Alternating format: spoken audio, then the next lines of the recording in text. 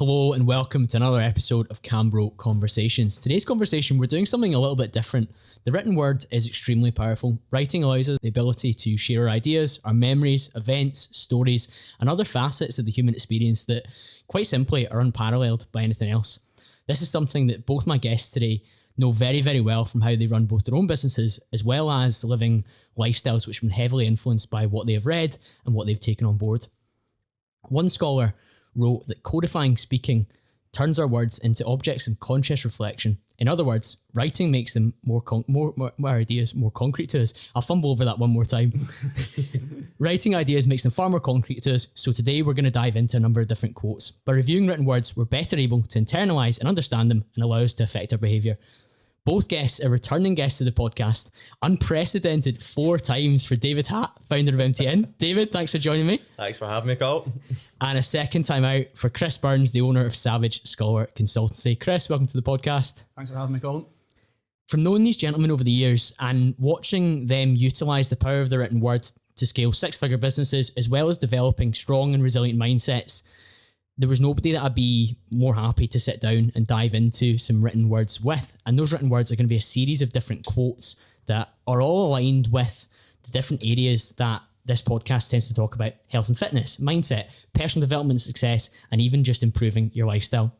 I watched Chris take a style of episode on Instagram, IGTV, speaking about why that quote Wednesday. And the three of us came together with a bit of an idea for this 100th episode of the podcast to do something a bit more in a longer form conversation. We're not limited by the constrictions of Instagram. Instead, we can go wherever we want to with this one. But I think before we dive into any of the quotes, guys, I would just say, what are some of the areas that you've seen improvement from quite simply understanding the words of those that have come before us better? On you go, Chris. I would say the biggest area I've improved in is mindset, I would say. That's been the biggest one. I think that just reading the words of successful people, reading the challenges that they've been through, but also, this might be a little bit different, reading history, and reading what's came before us has been huge for me personally. I don't think that gets the same kind of airtime as the typical self-development books do, but I think if you can read about the chat, when you go back in history and you see there's really is nothing new under the sun. People have been dealing with the same problems for a long, long time, and the solutions are out there. So I would say, mindset for me definitely has been the biggest one. Yeah, I think overall mindset as well. Mindset, financial freedom as well. I think a lot of the personal development stuff I've read over the last few years has, I suppose, allowed me to create a little bit more financial freedom for myself, not necessarily just from quotes, but from books that we've read and general personal development. And I think a lot of the books that we've read are shared. I think we're probably going to discuss some of those books as well today. But yeah, I think for me, from a financial freedom standpoint, which is a huge value of mine, a lot of the words that I've read and the books that I've written have led to, I suppose, me having more of that. And because we're going to dive into some very short quotes that are not expanded upon in books that we're talking about, what value do you see in some of these quotes appearing on Instagram? So it actually depends, because I think sometimes the value is not, I think that's one thing that we're going to dive into. A lot of these quotes are quite popular and they get shared a lot, but some of them I suppose we maybe don't see the value in, or some of us might, and some of us, I think we probably will disagree in some of them. But yeah, I mean, there's going to be different value depending on who reads them. I think people take different amounts of value from different quotes and take different things from different quotes. Yeah, I mean, I think was the inspiration behind why that quote Wednesday. It's like, what's the actual context and application behind the quote? And I know there's nothing wrong with posting a quote on Instagram, right? You post whatever you want, but I feel like if you're looking for self-development, just scrolling through quotes without having any context isn't going to get you anywhere. It's going to give you that initial hit of dopamine because you've read a good, nice quote, or you've posted it, or you've seen somebody else post it. But when it comes to actually, applying the lessons from that quote to your life, you need to dig a little bit deeper. Yeah, it's virtue signaling, looking for other people to agree with you. Yeah. You okay, hun? Yeah, exactly that, gents. And I think that's why when you pull out quotes and we analyse them a little bit deeper, we can actually find the ones that might be valuable just by posting on a one-off with whoever said it. And that's all well and good because you can take something from that.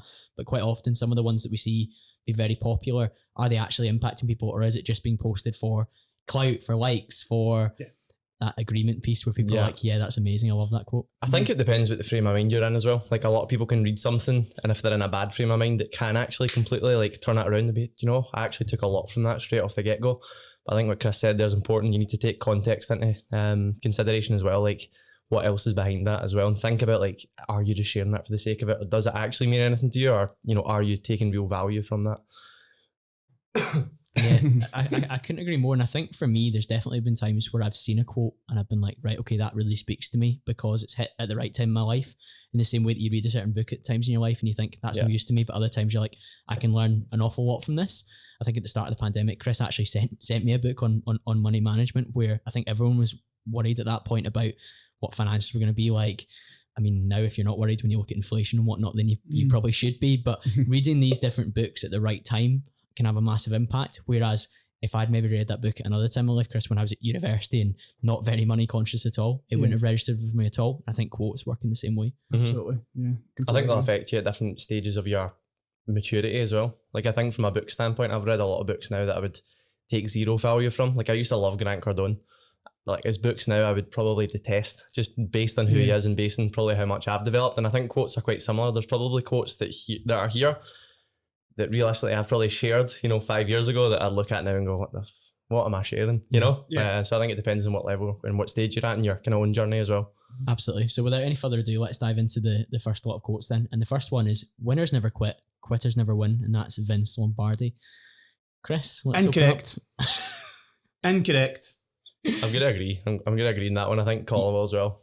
Yeah. I genuinely don't like that quote. Yeah. Because I think there are always going to be times where you have to quit. And I know, Chris, you're quite passionate about this quote. Actually, it's one of the reasons I included it. Because if you continue to go down a blind alley and you just refuse to quit, that's actually not a quality. That's like stubbornness applied in the wrong sense. And Chris will know because he helps me out sometimes, my email list. I wrote about the sunk cost fallacy. And sometimes if you invest a particular amount of time in a relationship or a career or a particular area of your life, the resilience to not quit actually becomes a negative, because you're just going down this path and in the hope that it'll turn out right for you, when it might have become abundantly clear to anyone that had done like a kind of emotionless analysis that it was the wrong way to go. And that for me is why I wouldn't agree that quitters never win, because you can quit and then apply that energy into something else and benefit from it. Yeah. Have you quit on something that's led to you having such a strong view on that? Like that's benefited you? What have you quit that's actually led to you benefiting massively, do you think? I would say that it's a good question. I think that, so for example, the first thing that comes to mind was I quit on offering Facebook ads as a service. Yeah. That was my first kind of, after copywriting, I got into it for the wrong reasons. I got into it because I thought I could make a lot of money very quickly. And I very quickly realised that, one, I was awful at it. Yeah. And I had absolutely no desire to learn the technical side of that skill or anything. So I quit on it. And by quitting, it narrowed my focus more onto what I was good at, which was copywriting, and got me down that. So I'd say that's the one that kind of comes to mind. Yeah. I would say things in the past, like I quit on university that didn't serve me. And I didn't serve it because I didn't go. Yeah. I wasn't. So I think that there had been points in my life where I have kind of quit because something wasn't serving me. Yeah. But I think an important distinction to make there though is there's a difference between quitting and then just naturally moving on. Those are two very, very different things. So I moved on from coaching to go full time into copywriting, which has then led to the career that I have now. I didn't quit on coaching. I just moved on. So I think that's an important distinction there. Okay, terminology. Yeah. Actually, that's really interesting because I was going to compare to when I had done sport at a high level, and I was actually like, I quit that. But you're right, actually, I maybe didn't necessarily quit that. I probably just moved on. Yeah. Or maybe it did. I think what I was going to move on to kind of fulfill my values at the time more than what I was doing. Yeah. So I think that's a massive thing. Like if what you're quitting isn't fulfilling what your values might have evolved into, because values are an ever evolving thing, then you're winning from actually quitting. You can win massively from quitting something if it's not really fulfilling you or your values or what you actually stand for, and what you stand for does change over time massively. Absolutely. Yeah, I guess if you quit something that you know is the right thing for you, then you're never going to win. Mm. So it's relevant there, and he's using it in a sporting context. I believe. I think it's American football. He's a very famous American football coach. The Super Bowl trophy's named after him. So in a sporting context, that makes sense, doesn't it? Because his team have got to play at the final whistle with all those cliches, but does it apply to other aspects of life? I suppose it drags home how important context is behind these quotes. And like the context, you know, if a pro athlete shares that quote, it's probably a little bit more relevant to them than someone that's maybe quit a sport to actually pursue another area, like myself, quit sport to pursue business. So yeah, I think context matters massively. And I think as we go through this list of quotes, we'll probably realise that most of these, or at least a lot of them, will have relevance and value in some context. You can probably put it into some context and spin it some way to actually resonate with a certain group of people. So yeah, we might shoot some of these down, but you might be sitting there, do you know what, that actually really resonates with me. We're not here to, you know, shoot all these down. We're just maybe here to say that these don't necessarily resonate with us for our business or for our, I suppose, values. Yeah, exactly that. And if we were to apply it specifically in health and fitness and sport, then ultimately you shouldn't quit. You shouldn't quit your diet. You shouldn't quit your training session halfway through. 100%. You should be focused on pushing through towards the end. So it's relevant in that sense. But I think you, with your Facebook ads example, you moving on from karate to focus on your personal training, your coaching is massive. And that sunk cost fallacy email was about me moving from an insurance industry career that I've been in for 7 years to move to a new career. And ultimately, in the last 6-7 months, that's been the right move for me, because although you had those investments and those costs, you did have to quit and withdraw yourself from it and apply yourself and your energy in the other place. On to our second one then, and again, we're going to look at it through a personal development lens. So every action you take is a vote for the type of person you wish to become, and that's from James Clear in his book Atomic Habits. David? I actually really like this quote, and I like the vast majority of what James Clear posts, and I will say he is one page that I will consistently share quotes from on Instagram, and is also one I'll consistently share to clients. I think a lot of his stuff's very relevant.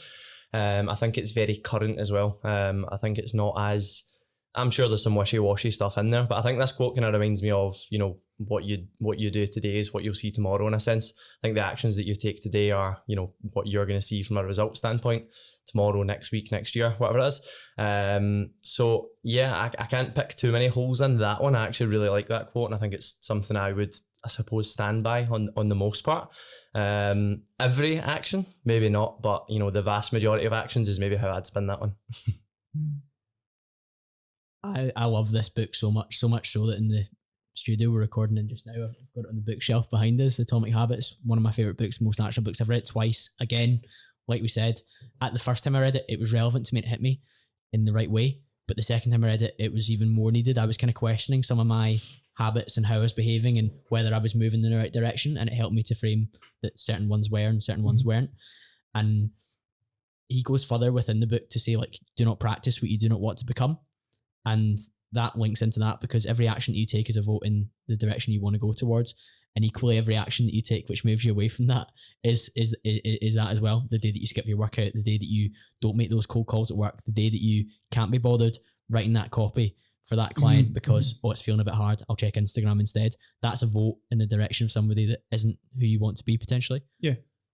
I think I would just add a word to that. I would just say every valuable action. Just differentiate. But I think that what you've just said there refers strongly with the quote before, you know, because if, like I say, if every action you take is a vote for the type of person you wish to become, if you're taking actions on something that isn't serving you and you're not quitting on them, then you're not going to become the person you want to become. Yeah, you know, so it kind of validates what we just said at the last quote. But no, I totally agree with that. I really do.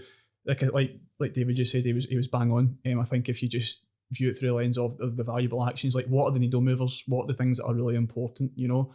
Are you taking care of your health? Are you making the right moves in your business? Like we were talking before this about how you just lock down the first 2 hours of the day and you do your most important tasks. That's your big needle movers. After that, if things maybe don't quite go your way, you've still taken the valuable actions, you know? I think you can look at that in all areas of your life, like how you showing up as, you know, a partner, how you showing up as a family member, how you showing up as a business owner, whatever it might be. As long as you're taking those valuable actions, then you, because like you said, if you sack off work, if you continually do these things, then that's only going to end one way at it.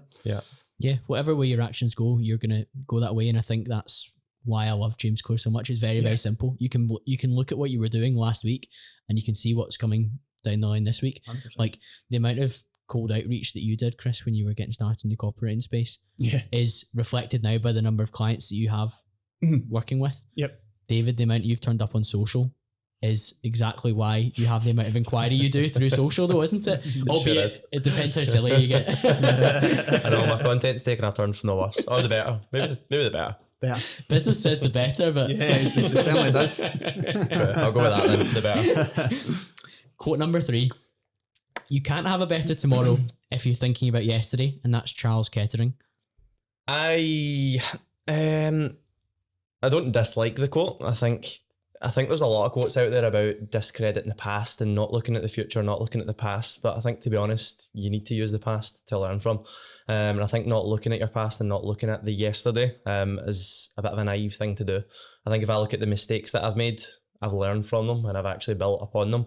If I was to discredit those mistakes and just ignore them and forget about them, I would continue to make those same mistakes. So I think even from a neurological standpoint, like, you need the past to obviously make mistakes in order to learn from, in order to grow. So I get what it's kind of trying to say there, but you still need to think about the yesterday. You still need to think about the past, in my opinion. Yeah, totally agree. With David, I think like you've got to review, adjust, and then act accordingly. Yeah. You know, I mean, I think like if you're, like you say, if you're dwelling on it, if you're a prisoner of your past and past mistakes, that's not healthy. But completely rejecting, yes, I mean, I'll start this podcast saying how I've learned so much from history. You know, that all happened yesterday. You know, all a long time ago. So I think there's a lot of lessons in there. So I would say it's how you're thinking about yesterday. You know, you're thinking about it in the right context and you try to draw lessons from it. Yeah, I think providing the past is not consuming you. Again, like we said, it's what you learn from it. Like, everyone learns from their past. Or in fact, you know what? Everyone doesn't learn from their past. That's probably the issue. I think successful people in any regard learn from their past. I think people that, you know, repeat the past aren't necessarily successful in a lot of areas, but providing that you're learning from it, then I think using the past and using past experiences and using the yesterday is an incredibly important thing, to be honest. Absolutely. Yeah, I mean, for that reason, I just completely disagree with that quote. I think it's. I would go further than both of you and just say I think it's silly. In an age where we all want to live in the present, I think it's actually more important that we are present. But like you say, past performance is quite. They say in investing, it's not an indicator of future performance, but it actually is when it comes to how you perform in your business, how you perform in your fitness, how you perform in your life. Because if you don't learn from what you've done previously, that's not been done to the best of your ability, then how on earth are you meant to move forward in the right possible way? So I think if you've got like areas of trauma in your past, of course you should start to try and bury those and move forward. But if we're talking about like, oh, how did I get on at work last year? How did my business get on? What was my approach to that diet like? What was my approach to that relationship like? If you look at data on anything, you know, whether it's finances, whether it's, you know, performance, open rates on emails, you need to see these things in order to actually make changes. Now, I'm lucky enough to have Chris as my copywriter. So if Chris wasn't actually looking at the open rates of emails for, you know, a launch or for anything that we are, you know, putting out there, he wouldn't actually be able to realize, well, actually that worked and that worked. And he sent me a voice note, actually sent me a little video. Pretty much detailing, I've actually looked over the last month of X and I've seen that X failed. We need to now do this. If you're not looking back on what you've done, then you're not really going to be able to make the changes that you want in order to kind of have success moving forward. Yeah, equally, if he's saying you can't have a better tomorrow, he's thinking about the future, which if you're encouraging looking at the future and wanting that to be better, the past is incredibly relevant. It's all of an equal footing, in my opinion. Obviously, we want to be present in where we are and looking forward in the right light, but without taking on board past lessons in history, we're going to end up in a bad position. But the only thing I would add to that, I think you're very good at this, David. Listen to you over the years. Sometimes you say things that make sense. But I think like from you. I think like obviously running your own business, like you do have like slumps, you do have challenges and things like that. And like one thing David's always been really good at is you always look back to what you were successful, what made you successful before. So it's not just about lessons about like mistakes. It's also about lessons about success, because if you go through a period of time where whatever your pursuit is, like say you're making lots of deals and you're starting lots of conversations and you're absolutely flying, and then you hit a slump, you can look back and go, what was I doing? Like now it might not even be something directly related to work. It could be something related to your health, your fitness, your personal development. You know, I was managing my stress a lot more. I wasn't drinking as much. I was doing this, I was doing that. And then I think you can learn from your past success as well as your past failures or mistakes. So I don't think that should be overlooked, you know. So yeah, I would like that. Massively. No. Yes. So straight away there, he's talking about yesterday, and it has negative connotations. Yeah. Equally, you can look back at your past successes Massively. and replicate moving forward. Like one of the things that David spoke about in recent weeks was how he looks after his mental health and his well-being, despite never having significant mental health challenges. That's why I'm growing And this. exactly from November. Yep. And Go donate. we actually will Link in bio. we'll put the link in the bio. But because you are looking at when you felt your best and the things you were doing, that's of course revisiting yesterday. So Yeah. I think Big Charles has got this one all wrong. Yeah. And he's Yeah. Sorry, And Charles. the he's, Charles. he's, Sorry, just, Charles. he's just been too Who is negative. Charles Kettering? Must Do we try know? harder. I've not looked him up. Do you Right, know who he okay. is, I'm Chris? not actually sure who he is now. No, Like, he's on the scrap heap now. the guy doesn't like yesterday. No. Quote number 4. Mhm. The best is the enemy of the good. And that's Voltaire. I'm not gonna lie, I have nothing on this. I was reading this and I was like, I actually don't. I'm gonna put it out there. I don't understand what the So- actual what is the. He's taking shots at perfectionism, I think. Mm-hmm. I don't know. I think, right, I'll try and bring it to life for you, David. So when you're releasing a new guide or a new course or a new product, Can I just interject quickly? yeah, do it. You completely disagree with this quote. I know. I Graphics, know there we you go. will. I know you Chris will. speaks for Sorry. me. He's I my know you man. will. Carry on. Sorry. Carry on. Because see, when you're going to launch a program, there's obviously going to be things that you could have done better. Yeah. So to make it the best possible program, Mhm. you would have needed to maybe tweak this or get customer feedback and then tweak this. So you would have held off launching or Okay. releasing it because it's only good. It's not the best. So I'll go with my counter quote: start now, get perfect later. Boom. Yeah. That's it. Okay. Yeah. That's it. Because, and the reason I would say that is nothing can be the best without being. Now, I suppose again this is about context, but in my line of work, nothing can be the best without being released into the world and tested, and like Compared against something. compared as well, against something yeah. else. You know, you're never going to get the best if something takes place in a vacuum. So if you're creating whatever it might be, a marketing campaign, a training program, you don't know how good a training program is until you test that program. Actually, like you guys, all the MTN crew tested the workouts Yeah. for the 12-week peak, didn't they? Because they were like, oh, we need to, and you made changes off the Yeah. back of that. So I think like, yeah, the best is the enemy of the good. It's a little bit arrogant in a way, you know, saying like, oh, you know, I'm going to be, you know, I'm just going to wait until this is the absolute best. Like, how do you know what the best is unless you've got that feedback from whether it's the market, whether it's from yourself testing something? So yeah, and I think you can just play that game yourself all day long, can't you? It's not quite ready yet. It's not quite ready yet. It's not quite ready yet, and then you never release it. Yeah, I suppose. You know? Yeah, you're right. I do agree with that. There we go. Yeah, in action is the enemy of progress, and we know how much you love progress. David. Yeah, Yes. progress equals happiness. That's what I say. We're getting to that. We'll get to that. I promise. What number's that? But yeah, I couldn't agree more. Like we would all sit on things for forever. One of the conversations I had recently was with Chris Reeve about video content online for your personal brand. Right. And he does a lot of videos for LinkedIn. He does them for his podcast, the Talk Norwich City podcast. And my harshest podcast critic's my brother, as you will, as you really? probably know, David. Ian, no So way. Ian goes through things with a fine tooth comb, and I actually value it to a large extent. But he's the same for himself as well, and he's been creating content around the insurance market for corporate buyers for LinkedIn. And he did, I think, 8 or 9 takes for a video, and he was talking about why the insurance market, why the pricing is going up on this line of business, why the pricing is going up on this line of business. And he sent it away to the marketing team for his company that he works for, and they did like subtitles and stuff like that. And there was a couple of spelling mistakes, and they were saying, oh, it took them 2 weeks to get this back to him as well. And I've seen you should just gone on Fiverr and got somebody to do it, do that for you. Yeah. But that's the nature of the corporate world. They need to go through compliance and sign off and stuff. And he just released it on LinkedIn, and the feedback was absolutely amazing. But he got a couple of people who were kind of like, oh, there was a couple of spelling mistakes there. And he was like, I would have had to wait another 2 weeks to release this. What would be the point of me sitting on that? Because most of the buyers that are going to look at this, they're actually just respectful of the fact that I've just distilled down a really complicated topic into a 40-second video that they can watch on their phone rather than me sending them an email this long or an analysis of the insurance market. So Chris Reeve was talking about in the podcast that we're so critical sometimes of like how perfect we need a video to be before we release it onto the world. Yeah, I think, Chris, you probably said that to me at the start there because you know how many things that we've created just based on need and want. It's a time where people needed something. Like we launched something called the Positivity Project, as much as it's the cheesiest name on planet Earth. That was one of our cheesier names, to be fair. It was launched just it. good for Do you people's know what mental it health, was? wasn't Oh, it? We launched it, I think, 6 weeks into the first lockdown, and it was very much, it was an email-based program, and it was like, do you know what, like people need a little bit of positivity injected in their life right now. They need, they need some of these quotes, they need some videos, they need some personal development, and we created a really small product. It was a 4-week email course, but again, I'd never launched anything like that in my life before, and if I'd have waited and tried to refine it and tried to write these perfect emails, or get Chris to write these perfect emails, then it would have been, it probably wouldn't have went out at the time where it would have helped people. So yeah, I think it massively makes sense now that you two smart gentlemen have explained that to me. I understand the rest of them. What you say there, that's interesting. So your brother made a really informative video that got amazing feedback.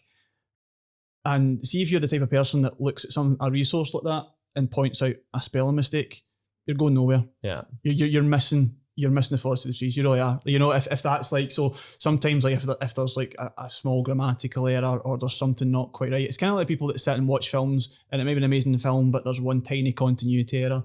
You know what I mean? Yeah. Oh, she was wearing high heels in the last scene, now she's wearing flat shoes. Oh, my whole experience is ruined. It's like, just watch the film, mate. Yeah. I think like it just totally ruins a lot of things, doesn't it? You know?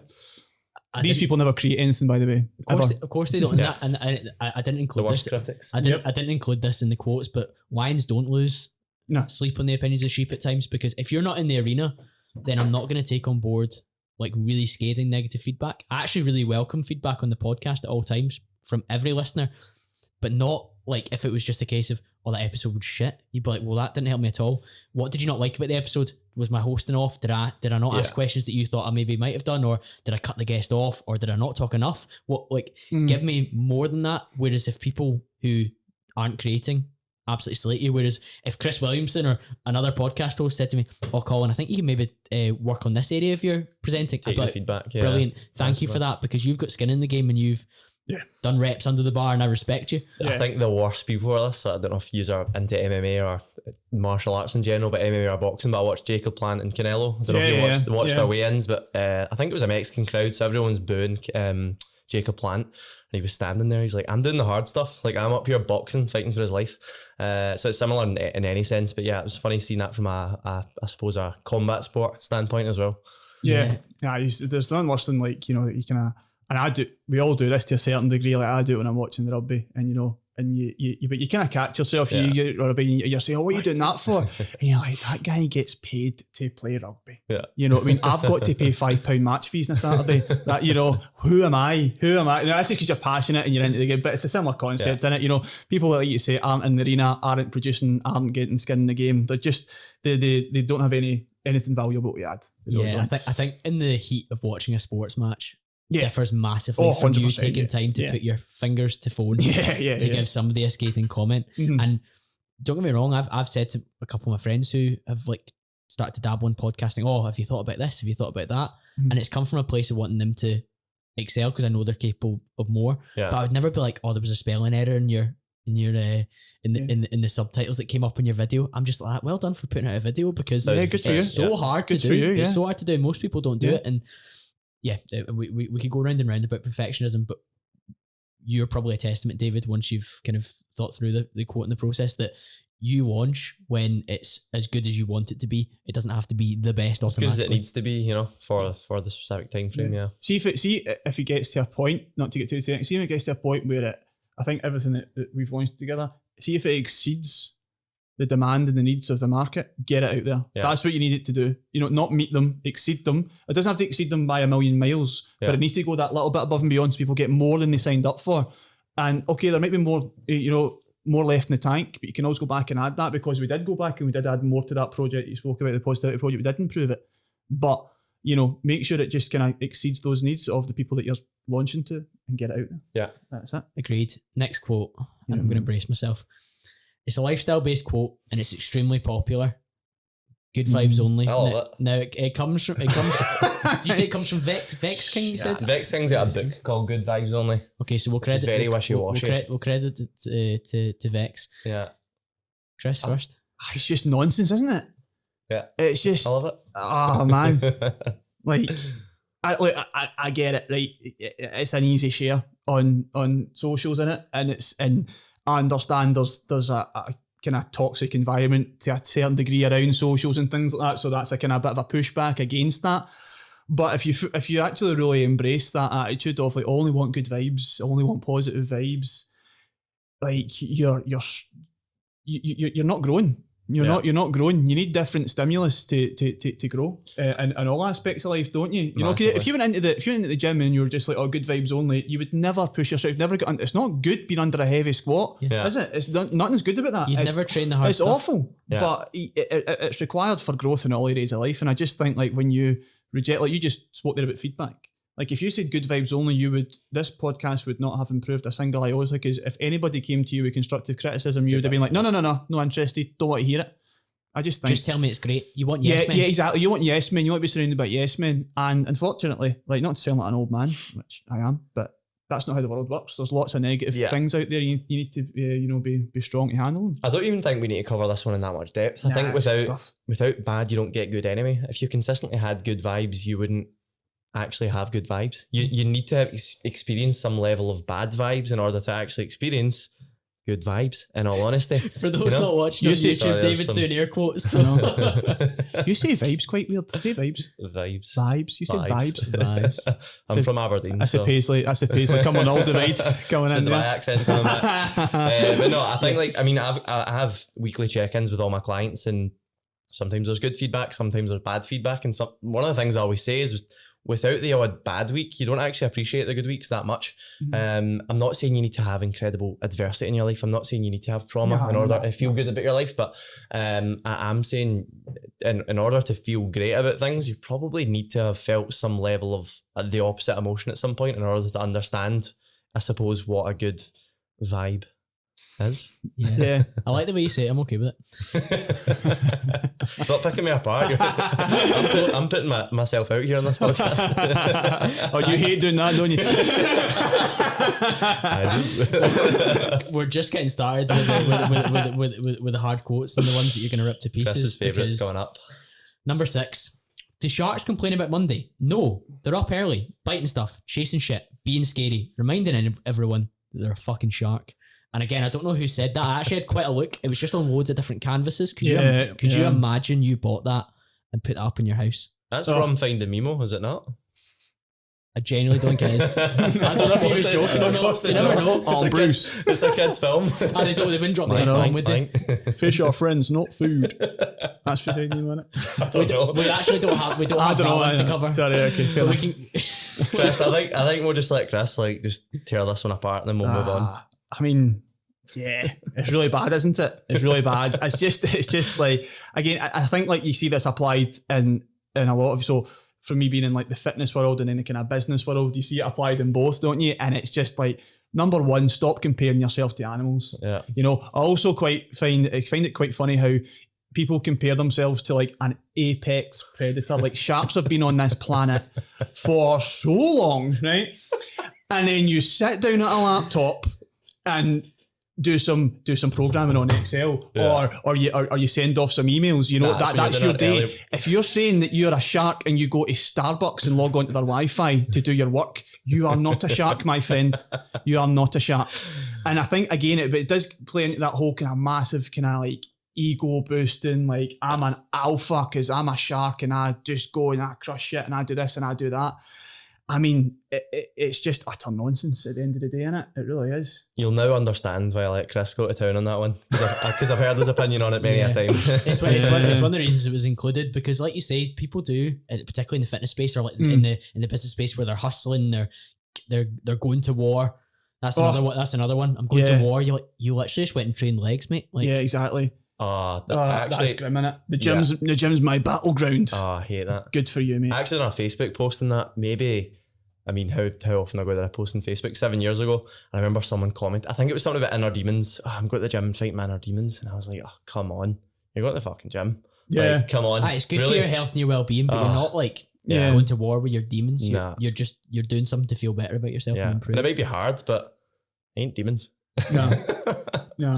I know. It's just, I think it just, I think people that need a bit of a reality check, because I think like we're all passionate about what we do, but, and again, this goes back to, it's probably the third time I said it, like reading history and reading like really, really grim stuff, right? I mean, really grim stuff, and you just like, have some context, mate. You're not a shark. You're not going to be an apex predator. You're not in that world. Yeah. If you were in that world, you would be the prey.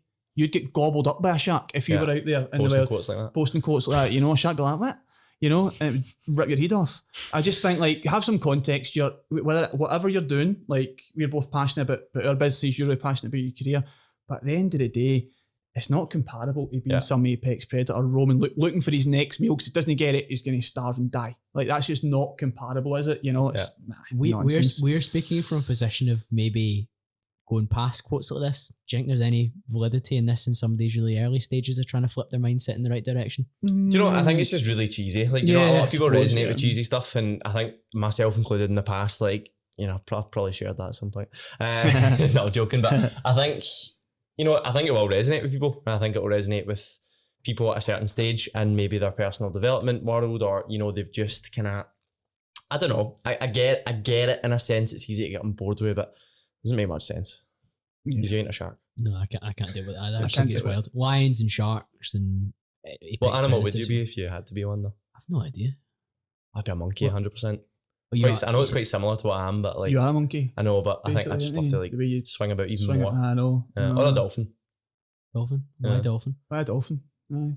They're the only. They jump high as well, don't they? Like they're the only other animal that make love for enjoyment. Is that true? Yeah.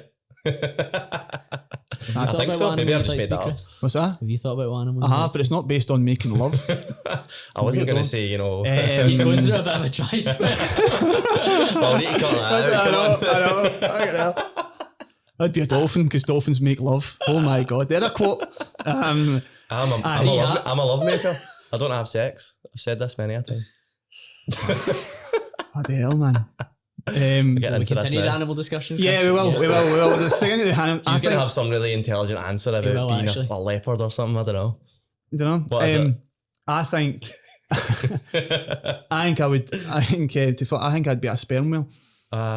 Okay, why? Because it's just enormous. I just think if you're like, I know what it's like on land. I've got a rough idea. I've been here for 30 years, right? I think if you're going to be an animal, you want a totally different experience. So you want to fly or be under the water. Well, I've not made love in the sea. You want to fly on it.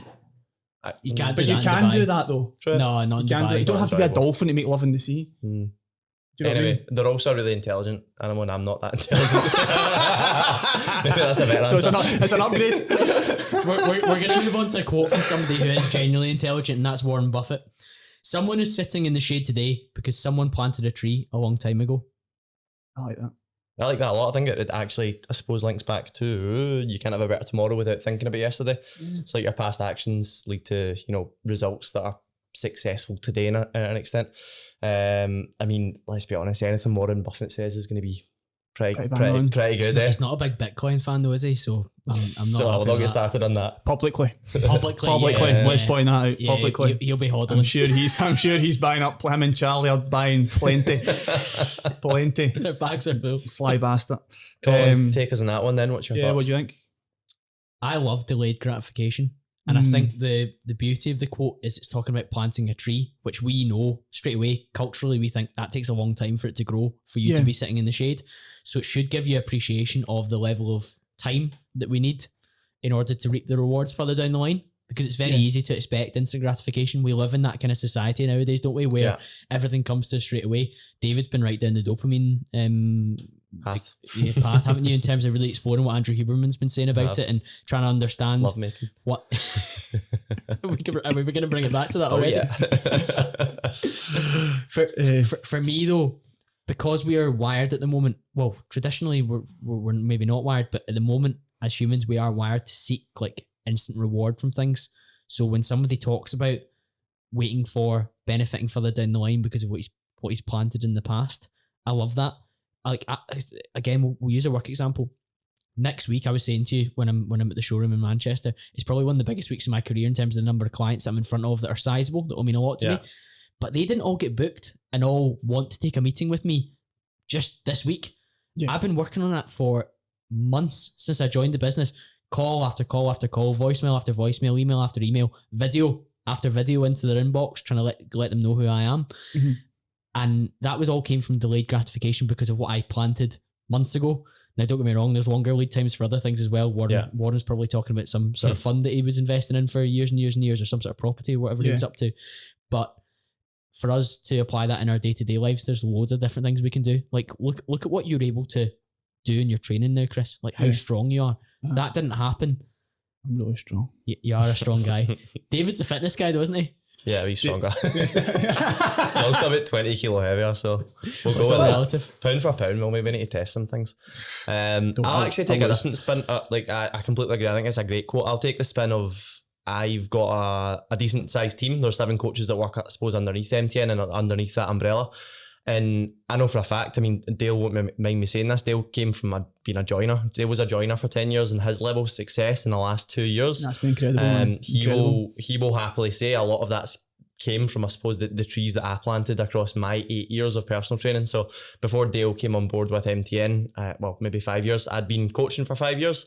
Dale came on board with the company, brand new PT, had never coached anyone in his life. And I suppose his level of success was magnified and sped up like to an astronomical, I suppose, extent based on, I suppose, the things that I done. So yeah, I think it matters from what you do to delay your own gratification, but I suppose what you can also give to others from your own experiences in the past as well. I love that taking the quote as well, because like you say, it's someone is sitting in the shade because of what someone planted. So it's not necessarily me reaping the rewards off the back of my own work. It's also been able to benefit others because of the work that I've done or somebody else has done. And just disclaimer, Dale worked incredibly hard. I'm not saying he's done amazingly, but the framework that you built enables quicker success. 100%. That's interesting because what you said there, because when I read this quote, I immediately thought of like more about the kind of the wisdom of others and how that can help you grow. Because my mind immediately went to like when I was growing up. I just hung out with my granda all the time. My granda had a very successful career, and he was just an absolute gent, and he was super intelligent and just knew how to carry himself and things like that.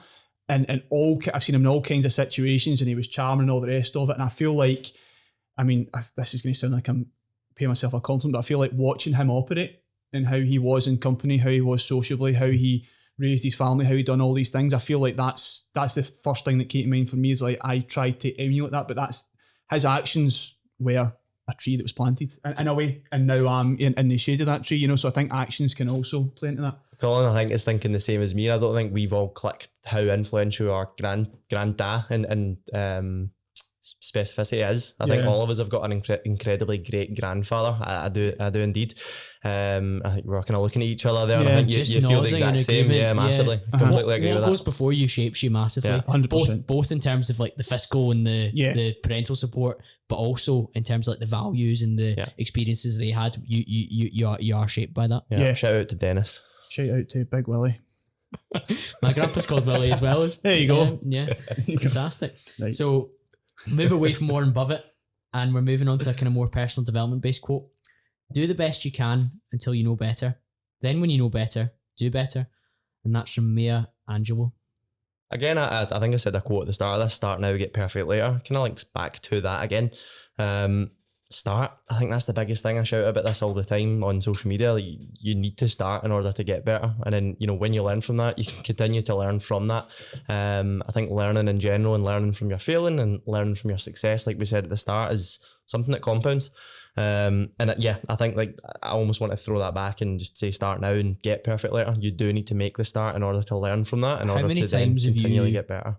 How many times have you, in recent memory in particular, like refine something and improve something that you've already put out there? Is that a trick question? Maybe less. Not really? Huge, like with certain things. I mean, I suppose it depends, because for social media, there's not a chance to do it again. I suppose from a product standpoint, the Fat Loss Project, something that we've got a huge following surrounding.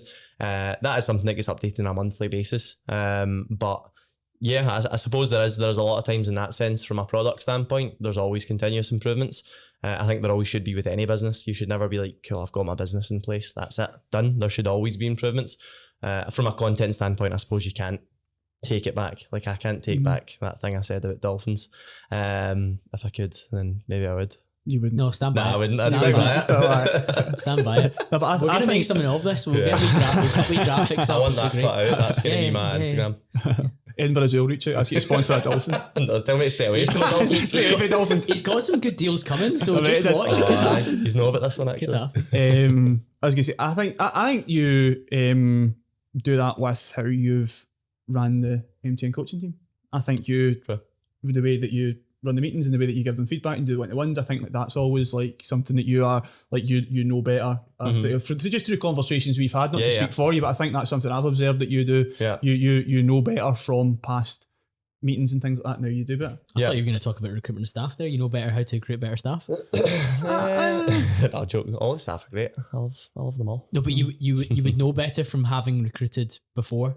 Yeah. Oh, massively. Yeah. You know what you're looking for now? Yeah. Yeah. 100%. I think that's a great quote, to be honest. I think there's a lot from that. Mhm. Yeah.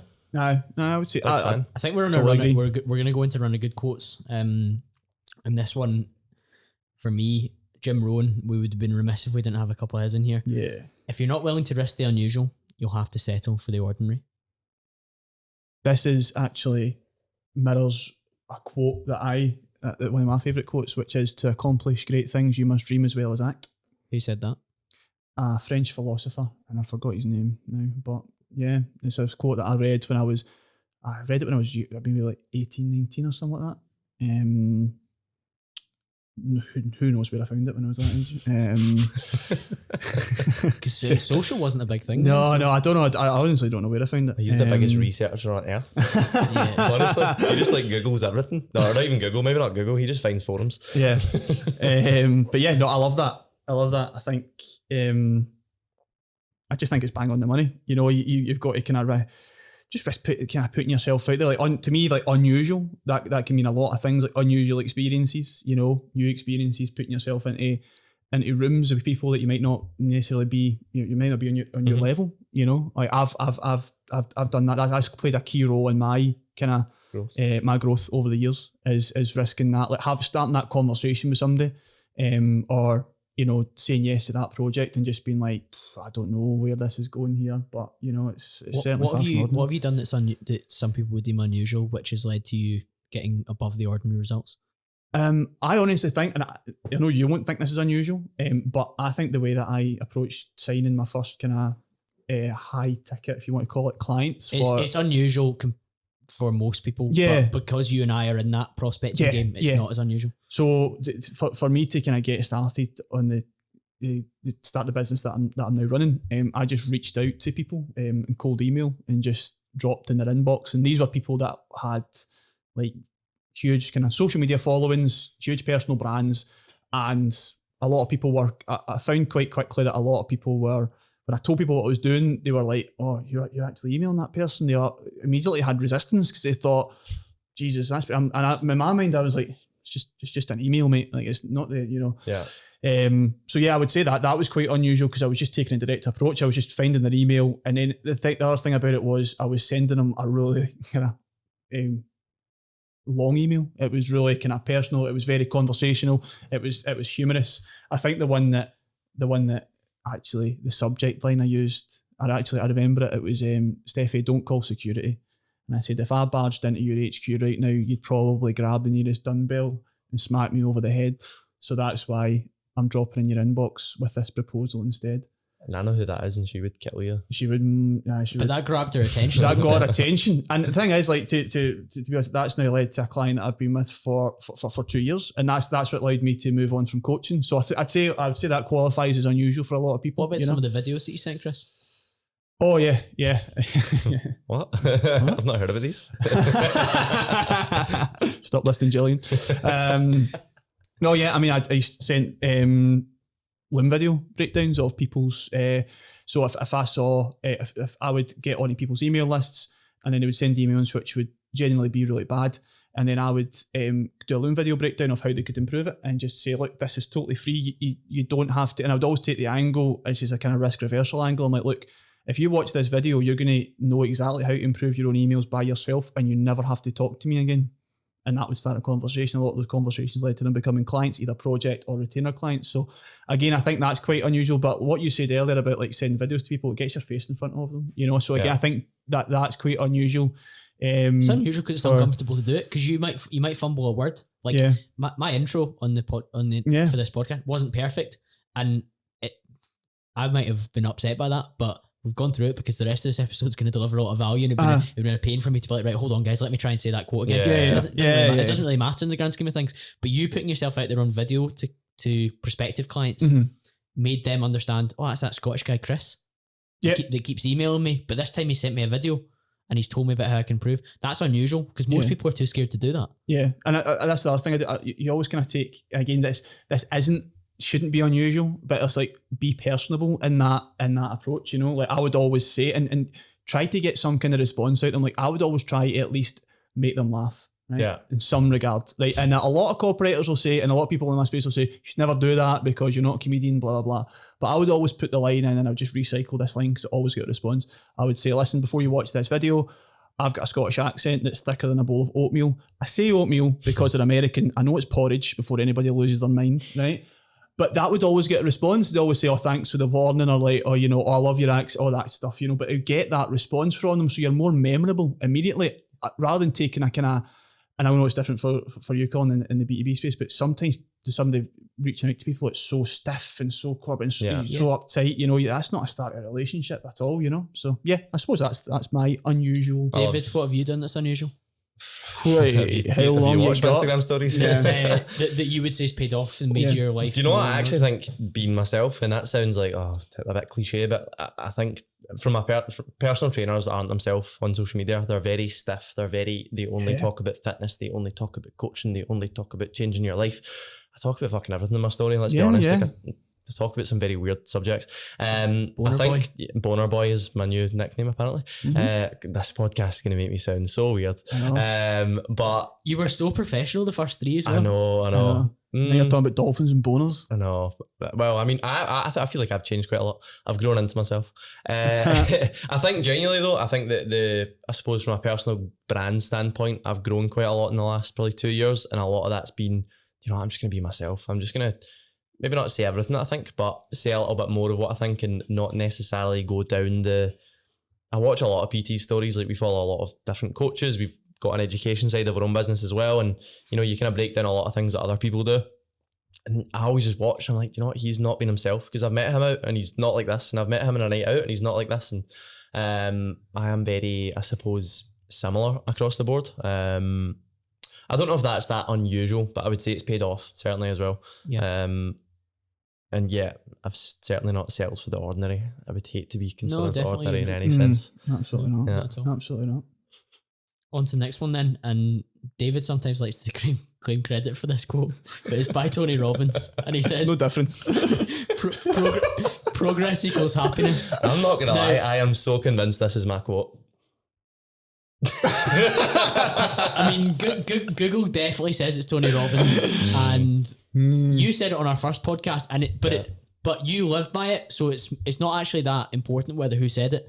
It's more about the fact that you've embodied it. And why do you think that progress is happiness? One, I definitely did create it, and two, I think when I look at like the darkest times in my life, which to be honest, there's not been many. Like I've had a very easy upbringing. It's all relative though, isn't it? Yeah, I mean, nothing that bad's happened in my life, if I'm being completely honest, but it is relative. You're right. I'm not going to discredit the bad shit, I suppose. But I think when I look at what made me happier, or what made me come out of that hole or come out of that rut, it was just some form of progress. And sometimes it wasn't much. Sometimes it was going a walk in the morning. Sometimes it was actually checking my emails that day. I'd maybe not done it in 3 days because I was feeling down. And I think for me, when I look at like the happiest I am, and me and Chris will probably know this because we work quite closely together, but the happiest of when I am is when I do something new that I've not done before. And when I get that level of progress. And a lot of that time for me, like I mentioned at the start, financial freedom is a big thing for me.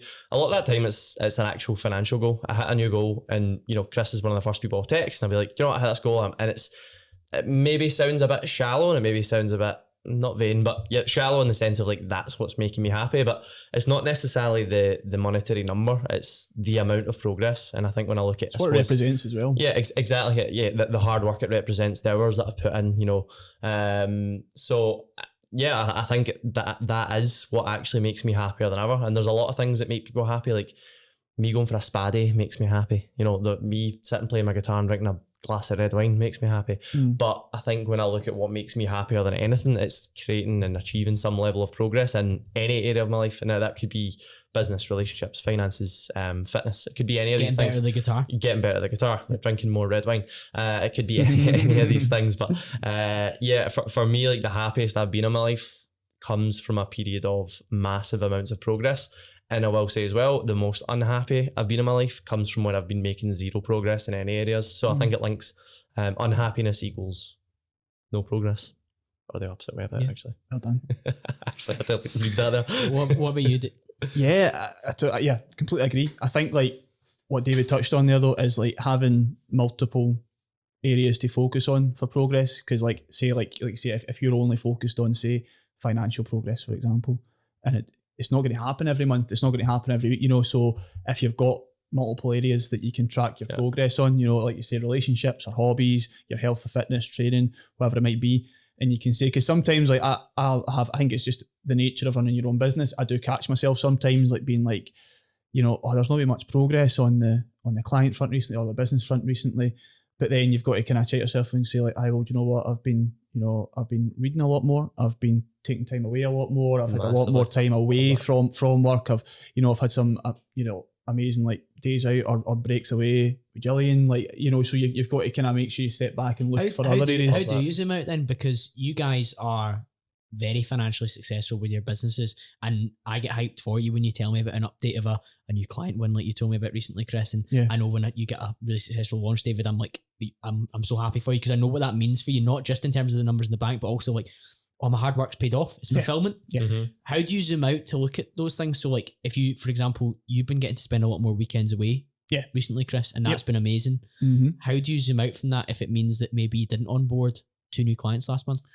Yeah, I think for me, it's a learned behaviour. I would say I don't think there's anything. I don't have a habit or anything. I don't have a habit or like a particular thing that I do. I just maybe it's just reps under the bar. Just been doing this for a while, and you just maybe naturally. Like I find myself, I was away at a wedding down in York, and we were away Friday through till Monday, and I didn't turn my laptop on once, and I just kind of found myself naturally thinking. I was out walking one of the mornings, and I was out a walk to the shop, and I just thought, this is really good. Like I'm really happy that I'm not rushed. I don't feel the pressure to open the laptop. I don't feel like my whole business is burning down. I think like it just becomes a natural appreciation for it, you know? Yeah, I actually struggled with this for a while in the sense of I tied my happiness to one area of progress. I think the best way is actually identifying 5, 6, 7, 10, even areas of progress or areas in your life that you want to have some level of progress in.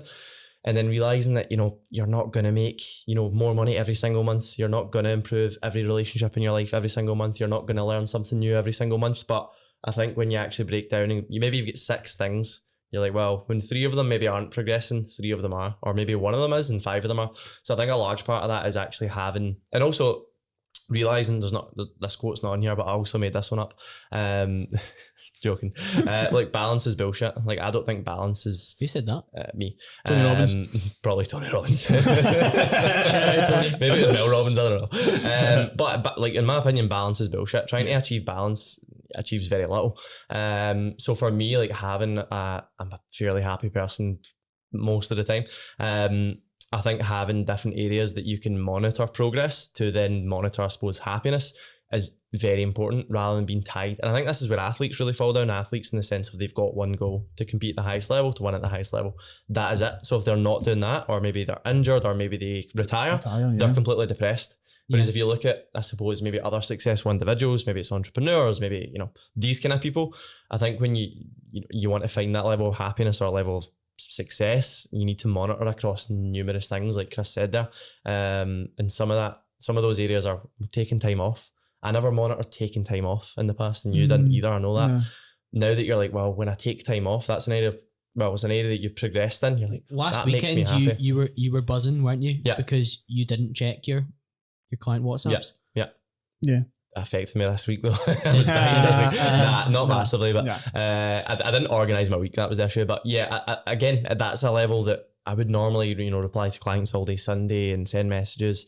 And just taking that day off, actually, it had me in a really good headspace, Monday there as well. So yeah, I think like providing that you're monitoring different areas of progress, that's where you can, consistently stay happy as well, or consistently work on your happiness. I'm really glad we raised different areas of progress, because if we just picked traditional ones of finance, yeah, career, yeah. even just fitness, then it leads to burnout. And Chris, we were speaking about one of the emails that I wrote about when I just pushed it too hard, because everything was just turned up, and I was trying to make progress in every area as much as possible, including social.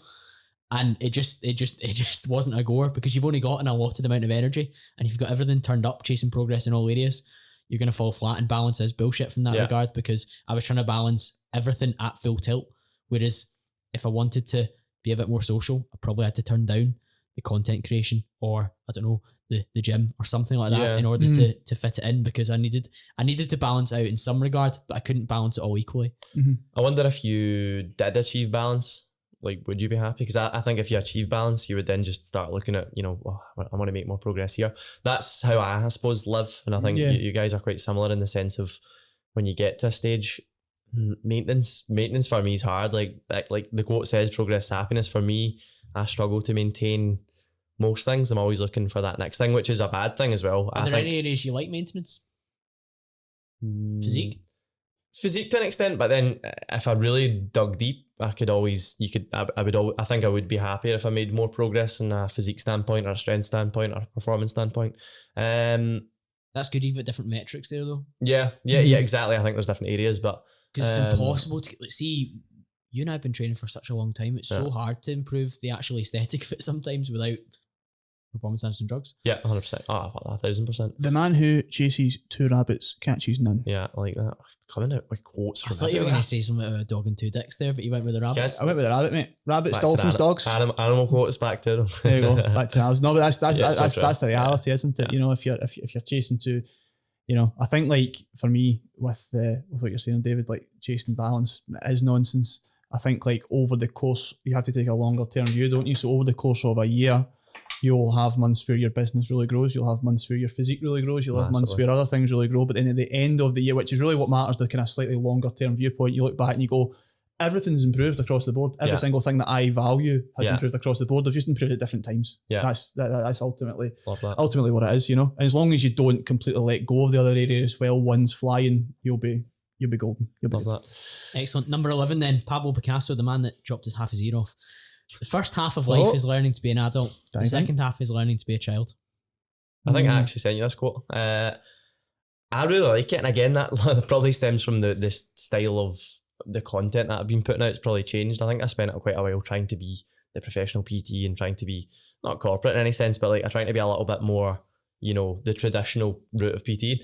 To be honest, now I have more of a laugh, and I'm much more relaxed about my approach to business and life. And genuinely, the happiest I am is when I'm making progress, but when I'm having a laugh and when I'm acting like a bit of a kid again, to be honest, when I'm playing tag Kirby on the street. Disclaimer, he doesn't actually do that. Usually. Chris, where are you with Pablo? Yeah, I agree. I do think being up for a silly goose time is always a good thing, having some fun, not taking it too seriously. I do think that's very, very important. Like I run a business with my fiance, and like we used to have a laugh all day. We share an office together. Obviously we go home together. But I think that's, for me especially, and like in my situation, I think that's really important, just to have fun and not to take it too seriously. Even though, because the thing is, it's easy to make the stakes really, really big, isn't it? Especially when you own your own business. You're like, my whole life is dependent on this. If this doesn't work out, I'm not paying my bills, blah, blah, blah. It's easy to get a bit doom and gloom about it. But if you have fun, and do things that quite literally bring out your inner child a little bit, I suppose to a certain extent, that might be why I still play rugby, because getting to run about a park every Saturday. That's interesting. You know, Massively, it's a connection to your childhood where it was just carefree, just going out playing a sport. I think that's probably why a lot of people, you know, play that. Obviously, they've got a passion for it and stuff. Yeah. But I think there's probably an element there of your inner child. I wonder whether, and we just said balance is bullshit, but is there a balancing act to be struck between learning to be an adult enough to function and then introducing those childlike fun elements as we grow up? Mhm. And sometimes we deprogram it so much through school, formal education, going into the working world, going into the business world, and we're going adult, and we need that element of childlike fun to come in. But I think it's easy for me and David to do it because we don't answer to anybody. Yeah. It makes it much easier for us to, you know, like we own our own businesses. It's like we can act how we want, really, you know. Yeah. As much still, say like for someone like yourself, Colin, who's like maybe got more, you've got more to consider. You get more responsibilities and things like that. You get an HR department. You know, you've got more on you. Then me and David can be a couple of dafties, and it doesn't really affect us all that much. You know, one of the David's favourite quotes that I showed him recently was, "He who acts the jester is not always the fool." Yeah. Oh, 100%. I said that describes David perfectly, because see, at the moment when you are clowning about on Instagram, you're having a good laugh. If people didn't realise like what you're actually up to in the background, it's worrying. They like what you're building is colossal and it's brilliant. It has a huge impact. You're so far from a fool, but you do enjoy yourself. You play the jester at times. Yeah. But you've just said there, it actually enables you to be happier and get a better output on the sensible stuff. When you do sit down in Starbucks and you literally just blast through 3-4 hours of work, you've had a laugh before it and after it, but that period, you're not fucking about. No, 100%. I completely agree. I think this would be a different spin, I suppose, and things. But from a neurological standpoint, like I listen to a lot of Andrew Huberman. I'm going to plug him because he's my favourite person ever. Andrew, come on the podcast. That would be insane. Yeah. I would love that. Let me be here for that one. But from like playing as a child, and I suppose playing something you forget to do, like when was the last time, you know, you played something? Like it doesn't happen. And again, rugby actually counts, you know, that as you playing a sport or playing something, but that's largely linked. A lot of studies are coming out of how that's largely linked to your ability to learn. Like that relaxation period where you don't think about anything else, you're just playing freely. You know, maybe it's tag. Like I said, you make your connections in your brain. That's where you make those like new neurological pathways, and like a lot of that's actually linked to play. And having a laugh and relaxing. When you look at the most uptight people ever, like are they maybe then stunting their ability to learn and grow? And that's a lot of the studies that are coming out from, I don't actually think it's from Andrew Huberman, I think it's from someone else in a different lab, but a lot of them are suggesting that as you forget to play and as you do less of it, your neuroplasticity and your ability to learn actually decreases quite a lot. So yeah, I think from a learning standpoint alone, like we should all relax a little bit more and, you know, let our hair down. I've got no hair, by the way. That's guys. a great take on that. Yeah, quote. I love that, mate. Love that. I was really keen to include this one. Mhm. Our deepest fear is not that we are inadequate. Our deepest fear is that we are powerful beyond measure. It is our light, not our darkness, that most frightens us. That's Nelson Mandela, and it was in Coach Carter, and that's one of the reasons it's actually quite well known in our generation, because Coach Carter is obviously a huge film. I'll let you guys go first. I've got my own opinions on this. I like the film, but I've not got a huge opinion on that one. You also done a really good voiceover there. I thought I was watching the film there. Samuel L. Jackson, isn't it, when he's in the basketball? Suicides. What a guy. I've not got a huge take on this one, not gonna lie. I don't know if Chris does. I do, yeah. I do really like that because I feel I feel like I can relate to that quite a lot, because I think like it's basically the way I interpret it anyway. It's about your potential, being scared off fulfilling it. So there's a little bit of the kind of self-sabotage then comes into it from in my opinion. You know, because being inadequate is actually being quite comfortable. Because it's quite, you know, I'm inadequate, I can't do anything, I'm useless, I'm just going to plod along and have a bang average life and never push myself, like we've spoken about before. But I feel like once you get a take, because I've always kind of felt the pull of that, like to go back to what we were saying about getting my first client, like that was huge. I was just like, I'm just gonna, do you know what, after this month I'm just gonna say no, I can't do this. You know, like that really was like, and that's not that was a really, really present thought that I had to fight against, because I just didn't feel like I was quite at that level yet. Luckily I managed to chase that away. But so did you think that you were powerful beyond measure then? I didn't think I was powerful beyond measure. I saw a window into the life that I wanted, and a little bit of poo came out. Yeah. Yeah. So this is more about having a fear of success than it is a yeah, fear of yeah, failure. I suppose, that's so- the way I'm interpreting So it. Yeah. I've included it because I don't think we're scared of our light.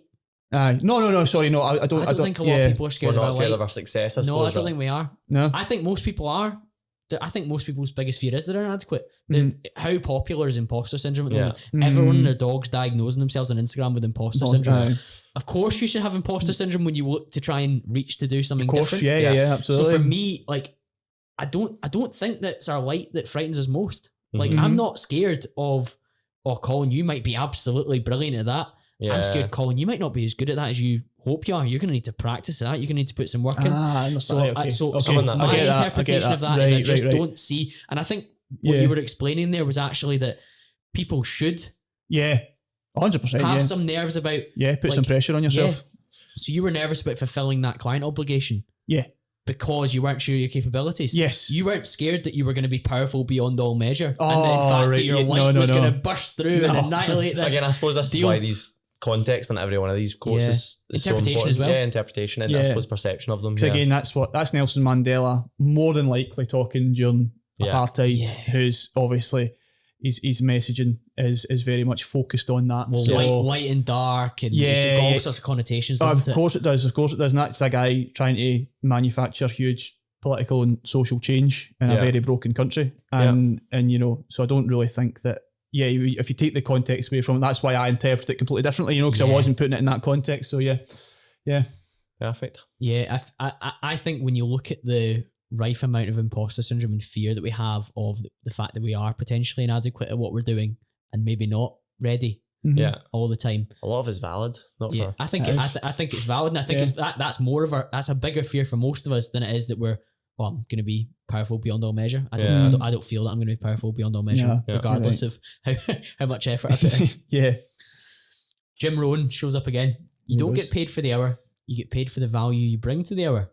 Yes. Great quote. Yes, Jim. Yeah. Who was the artist? Nailed it. Who was the artist that was drawing on a napkin in a restaurant? It was a man, Picasso. Was it?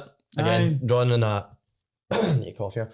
Drawing on a napkin in a restaurant, and I think somebody recognised him in the restaurant, and as he was leaving, he scrunched it up and went to throw it away, and someone stopped him and they said, "Oh, I want that napkin, like it's Pablo Picasso's drawing. What's going on with my voice?" And I can't remember the monetary figure, but he quoted something ridiculous. He was, "Oh, that'll be a million pounds, Yeah. 100,000 Yeah. euros or whatever it was. Definitely not euros. Francs would that be? Where was he from? Picasso. It's Italy. Italian, isn't it? Okay. I don't know what kind of. Lira or euro. There we go. Lira. Definitely wouldn't have been euro. Did Picasso's euro? Not when Picasso I was said about. lira or euro. Oh, That's okay. what I Anyway, and the woman looked at him crazy. She was like, "You were going to throw that away." I think whatever he said back was largely linked to, well, I've spent Yeah. 15, 20, 25, if not longer, Yeah. years putting Absolutely. work in to learn this craft. Like, you can pay for it. Yeah. And it's the same with a lot of things. I think people, again, I was on a podcast with Colin talking about a diet plan. People asking me for a diet plan and what I would typically charge for doing that, which I don't necessarily do. And I suppose if I was to give that figure to a lot of people, they would be like, "Really? Like, why?"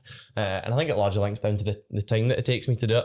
Mm. Would be a lot less now than it would be 5 years ago, largely because the last 5 years I've put in to develop the systems, the databases, Yep. and I can make that a lot faster. So yeah, I completely agree with that quote. Yeah. I think it's a great quote. Everything by Jim Rohn. Absolutely.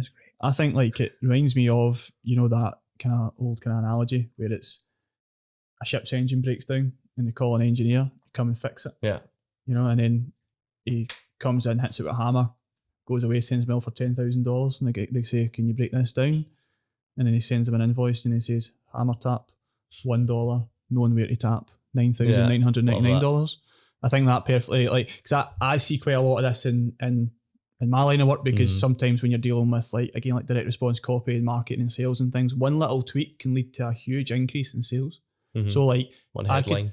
I could go and change a headline and say the lead section of a sales page for somebody, and it could make them thousands and thousands of dollars, but it might not take me very long to do that. It might only take me, an hour or two. Yeah. And if I was to send in the invoice for it, a lot of people would, now somebody that sees the value in direct response copy would pay it instantly and be like, "Thank you so much. You've just made me so much money," because that's an asset that's going to keep on delivering sales. But Mhm. understand initially, sometimes, people don't really see the value in what you are delivering. They more just see it as in like, oh, well, you've only been here for 5 minutes, or whatever it is. It's Yeah, it's the result they don't see. It doesn't matter what the result is, to be honest. If you can get them the result, you can get them the result. You're paying for the outcome at that point. You're not paying for how long they put into it. Yeah, absolutely. I think you've both broken that down absolutely brilliantly, and I think most things by Jim Rohn tend to hit the mark. Guys on the money, isn't he? Genuinely, the quote page that I was on for him is like 150 odd quotes. Yeah. A lot of Dan Kennedy's books are just Jim Rohn quotes. Every single one you're scrolling down thinking, that's great, that's great. And I could have just filled it up with that, but there'd be no fun in that. But equally, I think that's very helpful for people when they think about what you bring with your service. You can charge based on the value, not based on the amount of time that you put into it. Yeah. So, for example, Chris does a job for somebody that takes a minimum amount of your time, but 3 years ago, it would have taken you days to complete. It's because you're better now than you were then, and you're able to turn that around a lot quicker. And that's fantastic. Likewise, you were saying about the diet plan. It's just it's completely the same thing. Paying any business mentor as well, you look at it that way as well. Like, I think we've all paid someone for mentorship at some point. I think sometimes you might go, that's a hefty fee a month to pay. And then you look and you go, well, they can charge that because they've accomplished X, Y, Z, and now they can help me accomplish X, Y, Z in half the time perhaps. So yeah, I think that's a great quote. Yeah, I like it. If we're doing like voiceovers here, this is one I need like some background music for, but let's not do it. It ain't about how hard you get hit, it's about how hard you can hit and keep moving forward. And that's Rocky Balboa. Yeah. Which of you want to go with that one? I was waiting on somebody just shouting Adrian. Adrian! Do you know what? It's a decent quote. It's just a bit of perseverance in it. Like it's a classic. I can't really slate Rocky too much. He's an absolute legend. Isn't he? It steers away from the shark thing, doesn't it? Because it's not as extreme as that. Yeah.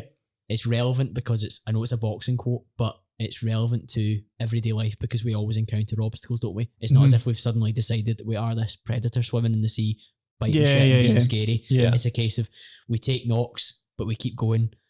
We take really bad knocks, but how do we move on from that? That's what's important. Yeah, like, on you go. I'm gonna split hairs here. Nice.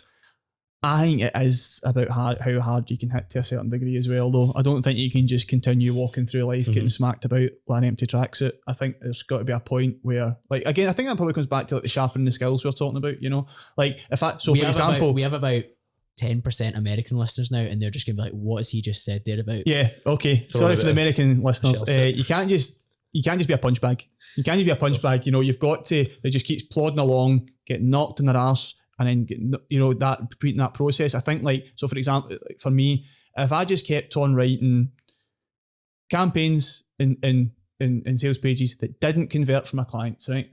And they just kept on saying, this is crap, no sales, useless. And I just kept doing that without getting better at my skills. I'm not hitting any harder.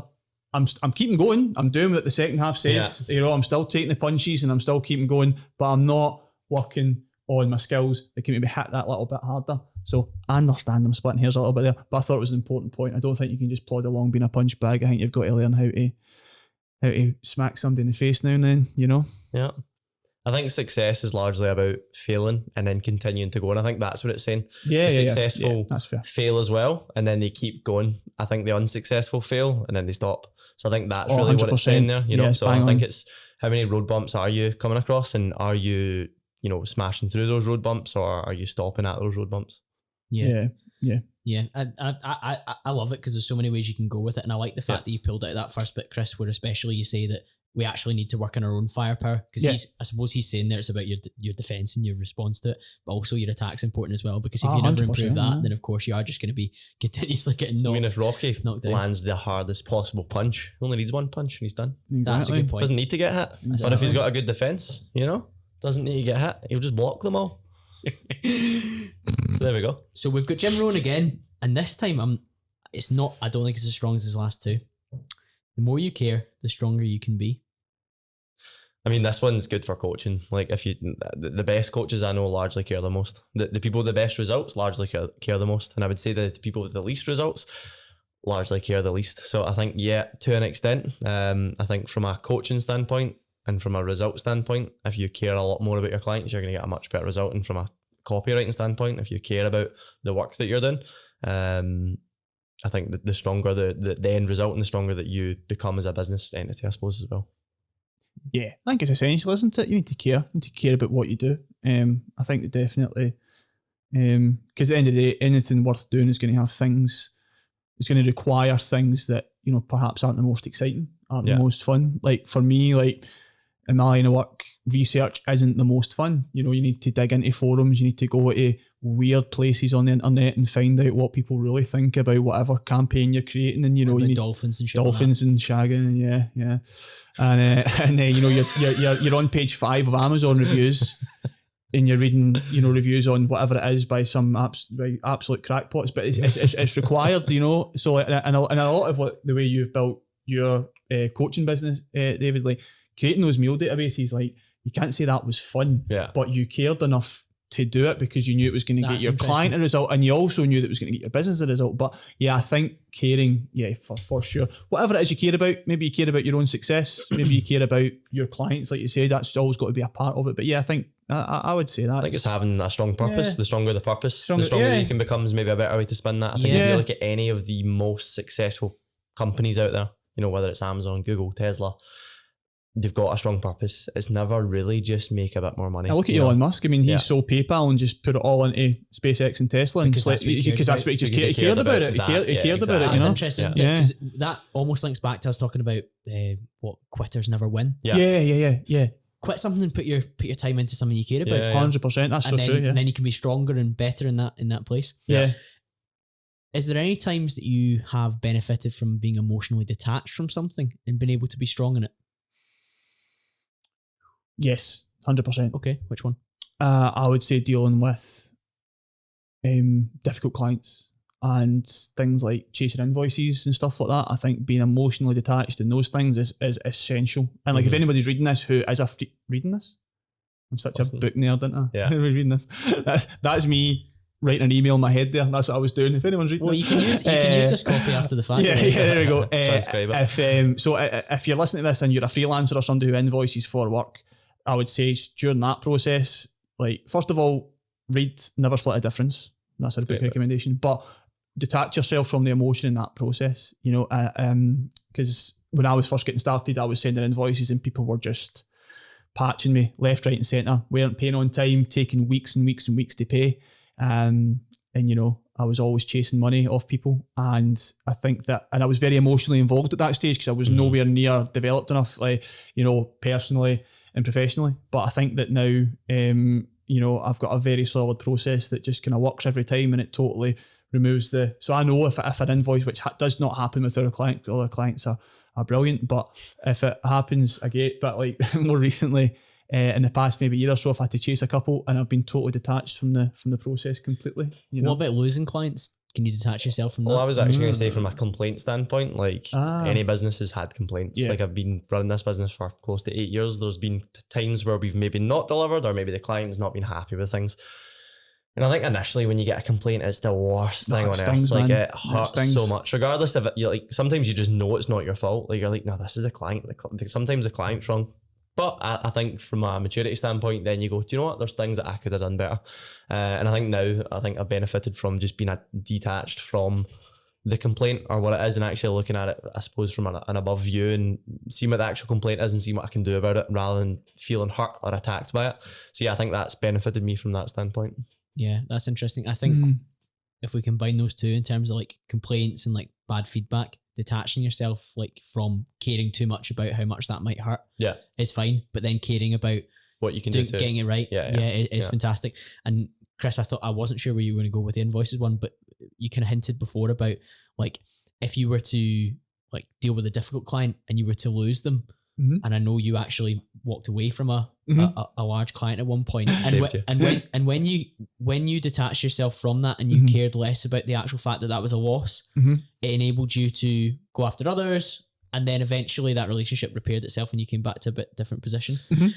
Do you think it was valuable that you were you stronger by the fact that you necessarily didn't care in that instance? Yeah. Well, I think it was because I cared so much about the things that I was missing out on because of that client. Does that make sense? So I cared more about the fact that I wasn't getting enough time myself. I was going on wasting time on pointless meetings. I was basically, time's a huge value of mine. and time and freedom are central for me. So I was losing on those. I was missing out on a lot of those things, and it made it easy just to walk away from that client. But I mean, let's not bullshit here. I was in a strong position business wise. That's how I was. I wouldn't have done it if I wasn't. You know, I would have put up with it. But yeah, definitely removing the emotion from it. To as much a degree as I could, helped massively. There was no sleepless nights. It was actually a very clean cut decision. I just remember I actually was away for the weekend with Gillian. We'd spoken about doing it, and then because we had an amazing weekend in London, and I remember sitting waiting for the train, I said, "I'm sending my notice right now," and she was like, "What?" She was like, "It's 9 a.m." I was like, "Nah, this is the right time."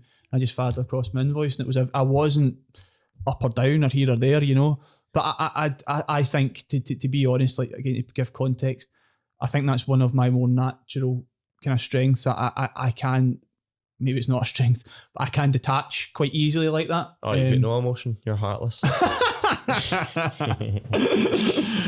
Oh, I must be on weak. The more you care, the stronger you'll be. It's true, mate. That's true. But yeah. So that's great example of how to apply how much you care to that point to be strong in a different area. Yeah. Now, did either of you know who said "live, laugh, love"? Nah, but I've got it tattooed. Every joking. every single dafty I went to school with. Do they say it still? That had a 3-fingered ring and hooped earrings and wore a bear goss. Do you still have them on social media to see that? Does he? Fuck. No, absolutely Do you go not. looking? Was that? Do you go looking for it? I do not, mate. No. I do not. I stay as far away from that as possible. Do you know who said it? No, Yeah. no idea. Okay. I was just saying in case you did. No, That's not one of them, by the way, guys. No, it's not on. It's not on on the here. list, so we won't be it's covering not it. on here. But But that it is on the walls of every single dafty's house in the entire Glasgow area, walking up the stairs. Love. Aye, no bother. Oh, gents, that. that has been an absolute pleasure. That's episode 100 wrapped up, guys. If you would like to hear more content like this, then we, of course, can do something similar again. You can put forward some of the quotes that you want David, Chris, and I to dive into. But like I said, episode 100 wrapped up. It's been an absolute whirlwind journey since April 2020. We've grown massively. We've had fantastic conversations with David 3 times, Chris in a separate episode as well, and there'll be lots more to come from these two as well. But in order to support the show, what I want you to do is take a screenshot, pop it in your Instagram story, tag me at call.cambro, tag Chris at Savvy Scholar Chris.